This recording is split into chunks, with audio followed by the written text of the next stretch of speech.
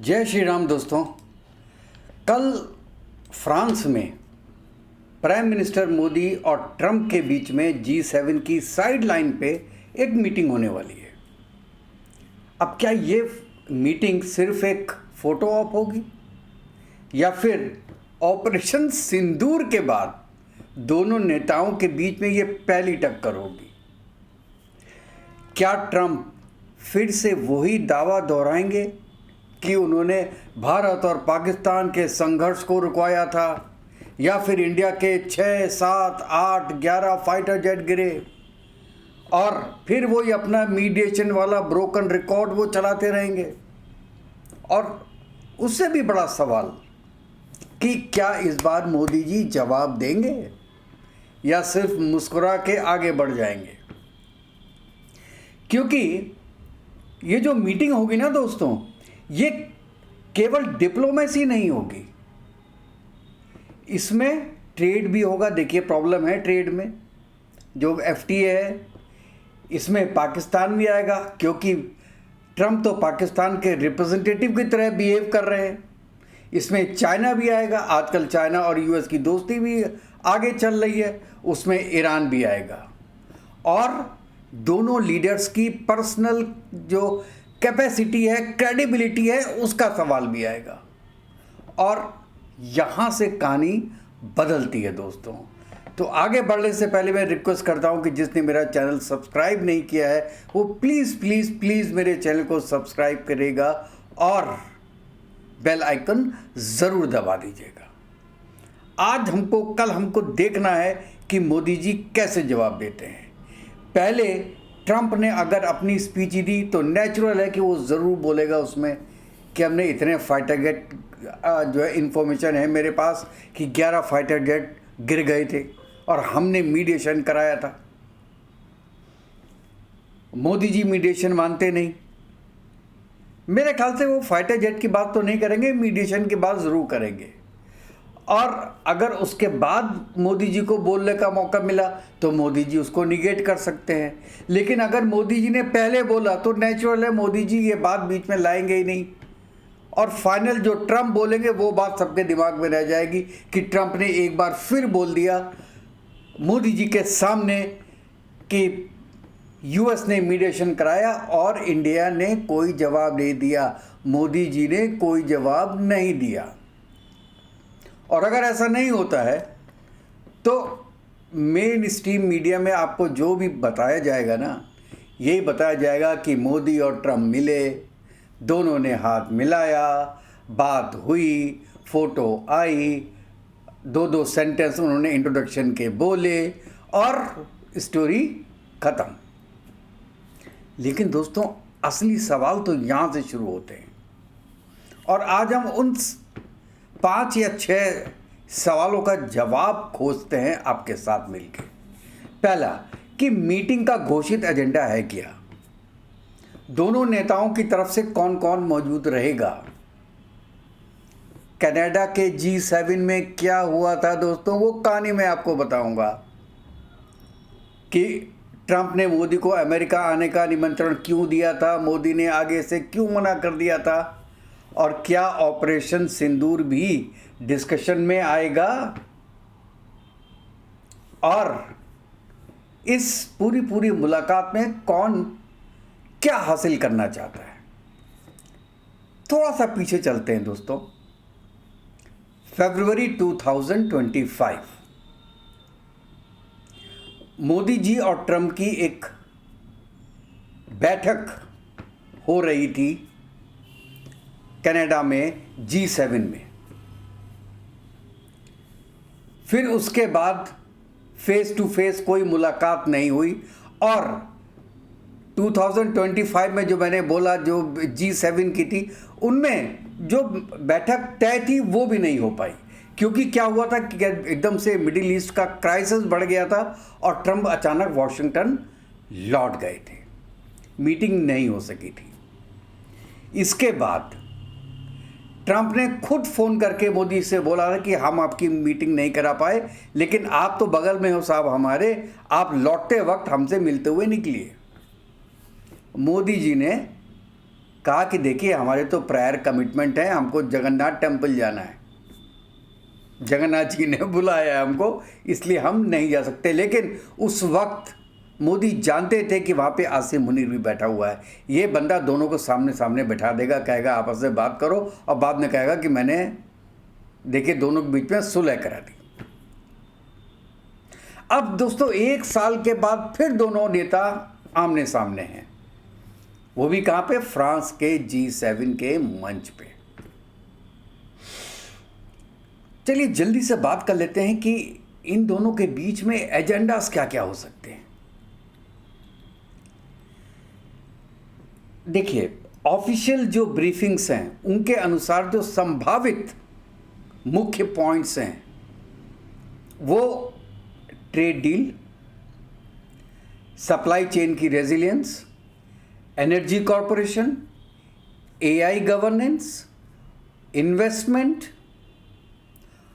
Global security की भी discussion हो सकता है, और इंडिया उठाएगा वीज़ा के जो इश्यूज चल रहे हैं F1B वीज़ा के बारे में, उसके बारे में अपना डिस्कशन करेगा, और जो टेक्नोलॉजी की जो कॉपरेशन है इंडिया और US के बीच में, जिसे कहते हैं स्ट्रेटेजिक टेक्नोलॉजी कॉरपोरेशन, इसके बारे में बात करेगा। लेकिन ये तो दोस्तों आपको पता है कि कोई भी डिप्लोमेटिक मीटिंग में ऑफिशियल एजेंडा और रियल एजेंडा दोनों अलग अलग चीज़ें होती हैं। रियल एजेंडा अक्सर आपको प्रेस रिलीज में नहीं दिखाई देता। तो लेट अस सी कि क्या डिस्कशन होता है और क्या क्या बातें क्षण क्षण के बाद में बाहर आती हैं। अच्छा, अब बात करते हैं कि उसमें कौन कौन मौजूद होता है। देखिए इंडिया की तरफ से, क्योंकि ये बहुत हाई लेवल मीटिंग है, तो इसमें हमारे फॉरेन मिनिस्टर ज़रूर रहेंगे, NSA डोवाल रहेंगे, पूरी PMO की टीम रहेगी, MEA के पूरे अधिकारी रहेंगे, और जैसे मैंने बोला NSA डोवाल साहब भी उसके अंदर अवेलेबल होंगे। और उसके साथ साथ एक टीम भी होगी जो कि इकोनॉमिक नेगोशिएटर्स होंगे, जो कि ट्रेड डील के बारे में उनको आइडिया होगा कि जब कोई वक्त आए तो हम जवाब दे सकें, वो भी होगी। लेकिन ये भी बोला जा रहा है कि 23 को एक मीटिंग हो रही है जिसमें इंडिया और US के बीच में शायद एक टैरिफ के बारे में, जो FTA के बारे में कोई डिस्कशन हो, और एक प्रिलिमिनरी सिग्नेचर हो कि साहब ये तो स्टार्टिंग पॉइंट है, उसके बाद हम उसको फर्दर डिस्कशंस करेंगे। तो ये तो इंडिया का एजेंडा हो गया और इंडिया के लोग हो गए। US की तरफ से देखिए JD वैंस तो शायद नहीं होंगे, क्योंकि नॉर्मली ऐसा होता है कि USA में कि प्रेसिडेंट और वाइस प्रेसिडेंट दोनों में से एक US में रहता है। इस बार शायद दोनों ना रहें, क्योंकि JD वैंस शायद जेनेवा जाएंगे। वो जो एग्रीमेंट है, पीस एग्रीमेंट है, जिसको इस्लामाबाद एग्रीमेंट भी बोला जाता है, Islamabad MOU not agreement, right, I correct my self. तो वो साइन हो सकता है, तो इसके लिए JD वैंस शायद वहाँ पे जेनेवा जाएं, स्विट्ज़रलैंड। और पॉसिबिलिटी ये भी है कि शायद ट्रम्प भी चले जाएं, क्योंकि वो अगल बगल तो रहेंगे ही, दोनों एक ही जगह पे तो हैं, जेनेवा में तो लैंड किया है उन्होंने। तो ये मीटिंग अगर 2 दिन पहले बुला लेते तो वो वहीं पे साइन करके और फिर फ्रांस आ जाते। एनीवेज, तो प्रेसिडेंट के साथ नेचुरल है कि उनकी पूरी वाइट हाउस के ऑफिशियल्स रहते हैं, नेशनल सिक्योरिटी स्टाफ रहता है, ट्रेड एडवाइज़र्स रहते हैं, और उनकी जो स्ट्रेटेजिक अफेयर्स की टीम होती है वो होंगे। अब उसमें सेक्रेटरी ऑफ स्टेट होंगे या नहीं होंगे, सेक्रेटरी ऑफ वॉर होंगे या नहीं होंगे, इसके बारे में अभी जानकारी नहीं है। और अगर आप लोग के बारे में के पास दोस्तों कोई जानकारी है तो प्लीज़ हमको बताइएगा। अच्छा, अब यह है कि एक अनकहा मुद्दा ज़रूर उठेगा, और वो है ऑपरेशन सिंदूर का। यहाँ पे देखिए इंडिया की जो आधिकारिक रुख है वो बिल्कुल साफ है। इंडिया ने हमेशा कहा है कि पाकिस्तान के साथ जो हमारे मुद्दे हैं वो बायलैटरल हैं, उसमें किसी तीसरे पक्ष की ज़रूरत हमको नहीं है। लेकिन ट्रंप बार बार ये बात पब्लिकली कह चुके हैं कि उन्होंने इंडिया पाकिस्तान कॉन्फ्लिक्ट रोकने में अपनी अहम भूमिका निभाई थी। और यही एक नैरेटिव है जो पूरे दिल्ली को थोड़ा असहज करता है, मोदी को असहज करता है। इसलिए मोदी ज़्यादा मिलने को तैयार भी नहीं है ट्रंप से। ये मेरा एक पॉइंट था, अब याद रखिए। लेकिन अगर ये ट्रंप फिर से ये बात दोहराते हैं तो भाई साहब क्या होगा कि यही हेडलाइन बन जाएगी। मीटिंग में क्या हुआ क्या नहीं हुआ ये कोई नहीं सोचेगा। मीटिंग कहीं और चली जाएगी, नैरेटिव कहीं और चला जाएगा, और डिप्लोमेटिक मैसेजिंग जो है वो पूरी तरह बदल जाएगी कि ट्रंप ने तो अब तो सामने सामने कह दिया मोदी जी के, और मोदी जी कोई जवाब नहीं दे पाए इसका। इसलिए मैं कहता हूं कि क्या मोदी जी थोड़े हेजिटेंट हैं मिलने के लिए? जी हाँ, क्योंकि इन सब चीज़ों में बहुत सावधानी बरतनी चाहिए। मैं ये नहीं कह रहा कि मोदी जी मीटिंग नहीं चाहते हैं, लेकिन आप ये समझिए कि कोई भी पॉलिटिकल कंफर्ट लेवल जो होता है ना, वो स्ट्रेटेजिक कंफर्ट लेवल से अलग होता है। मोदी जी 140 करोड़ लोगों के लिए समस्या पैदा करना नहीं चाहते, और अपनी पार्टी को नीचे दिखाना भी नहीं चाहते, अपनी गवर्नमेंट को भी नीचे नहीं दिखाना चाहते। जैसे कि आपने देखा कि पिछले एक साल में कई फ्रिक्शन पॉइंट्स आए हैं दोनों कंट्रीज़ के बीच में, जिसमें टैरिफ डिस्प्यूट भी आया, पाकिस्तान के कमेंट्स भी आए, मीडिएशन क्लेम्स भी आया, रीजनल सिक्योरिटी के डिफरेंस भी आए, ईरान रिलेटेड टेंशन्स भी आए, उसमें जो 3 सेलरों की डेथ हुई है वो केस भी आया, रशियन ऑयल भी आया, ईरान का पोर्ट भी आया। इतने टेंशन्स होते हुए भी थोड़ी बहुत दोस्ती तो बनी हुई है, लेकिन जो इंडिया और यूएस की जो एक रिलेशनशिप है वो आज के दिन में स्ट्रेस फ्री नहीं है। और यही चीज़ इस बैठक को बहुत ज़्यादा इम्पॉर्टेंट बना देती है, क्योंकि रिलेशन आज के दिन में है वो स्ट्रेसफुल है। स्ट्रेस कैसे नीचे किया जाएगा? ट्रंप को इस मीटिंग से क्या चाहिए? सबसे महत्वपूर्ण सवाल दोस्तों, ट्रंप को चाहिए कि भैया जो ट्रेड ये आपका पैक्ट रुका हुआ है ये ब्रेक थ्रू हो जाए, स्ट्रेटेजिक विन के लिए हेडलाइन मिल जाए उसको, इंडो पैसिफिक में पूरा मैसेज दे दे वो। चाइना बैलेंसिंग वो बाद में भी कर सकता है, लेकिन वो एक पॉइंट जरूर रह सकता है। और पर्सनल डिप्लोमेसी शोकेस, सबसे इंपॉर्टेंट चीज, उसको पर्सनल दिखाना चाहता है। ट्रंप की पॉलिटिक्स में ऑप्टिक्स बहुत बड़ी चीज है, उन्हें विजिबल होना पसंद है, इसीलिए वो कोई ना कोई ऐसा काम करेगा जिससे विजिबल होएगा और बाकी जितने भी पॉइंट्स हैं सब इधर उधर हो जाएंगे। और वो भी जानता है कि दुनिया में इंडिया की अपनी एक औकात है, स्ट्रेटजिक लेवल है इंडिया का, इसलिए वो और चाहेगा इंडिया को डाउन करना किसी तरीके से। और इससे देखिए मोदी जी को क्या चाहिए? मोदी जी को चाहिए कि भैया जो आपने ट्रेड में जो बैरियर्स लगाए हैं वो कम हो, टेक्नोलॉजी का एक्सेस बढ़े इंडिया को, एनर्जी कॉपरेशन और भी मजबूत हो दो कंट्री में, ग्लोबल साउथ की जो लीडरशिप है वो मजबूत हो, जो स्ट्रेटजिक पार्टनरशिप है यूएस के साथ वो जारी रहे, लेकिन हमारी स्ट्रेटजिक ऑटोनॉमी भी बनी रहे। और यहीं से सबटेबल बैलेंसिंग शुरू होती है। इंडिया पार्टनरशिप चाहता है, डिपेंडेंसी नहीं चाहता। ये मोदी बार बार बोल चुके हैं और ये ट्रंप को ये बात अभी तक समझ में नहीं आई है। वो ये सोचता है कि इंडिया जो है वो हमारा सबऑर्डिनेट है।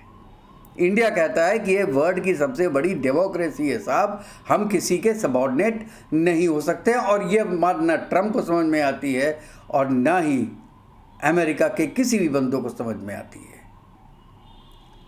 तो अब क्या होगा कि इस पूरी जो मीटिंग होगी उसमें जो एक हिडन जियोपॉलिटिकल लेयर है ना,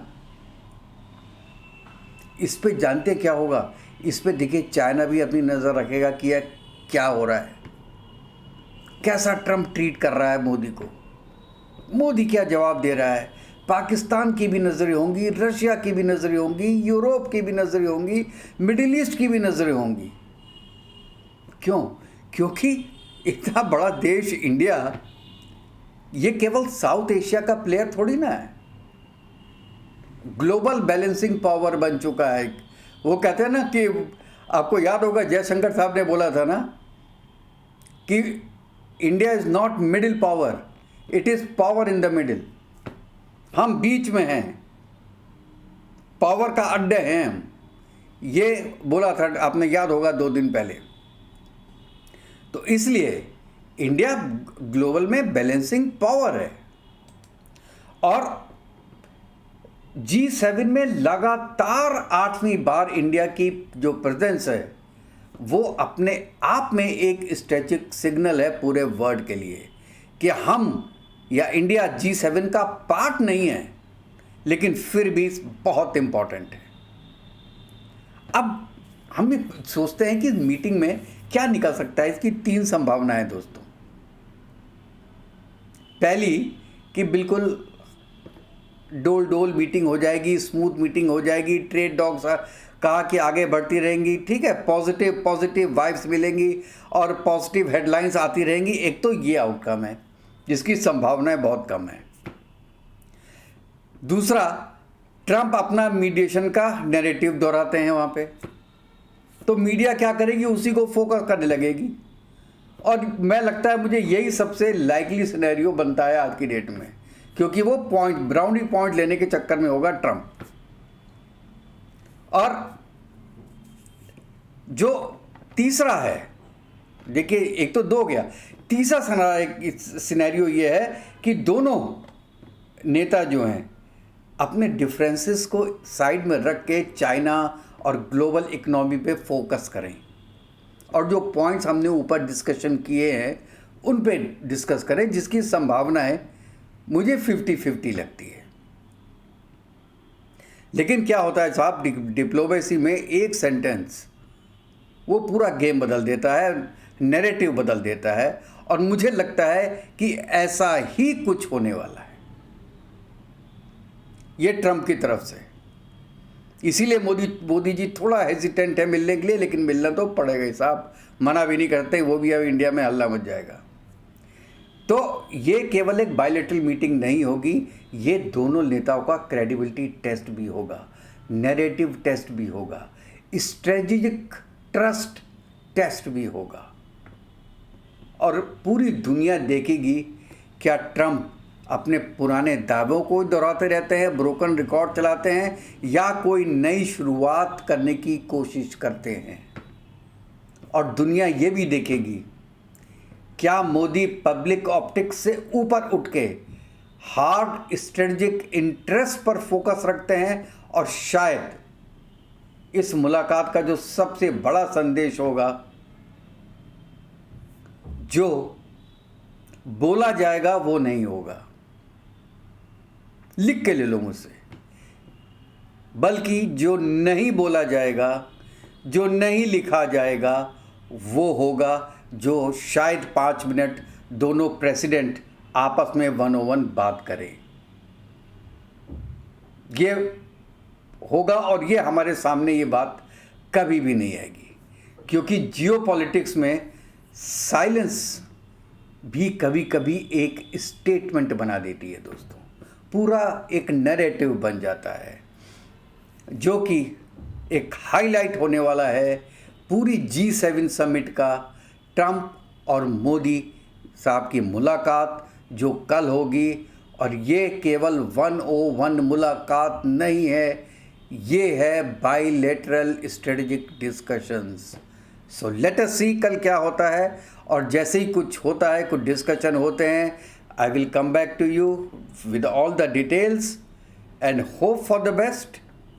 और अगर आपको ये वीडियो पसंद आया हो तो प्लीज़ मेरी वीडियो को लाइक कीजिएगा और सब्सक्राइब कीजिएगा।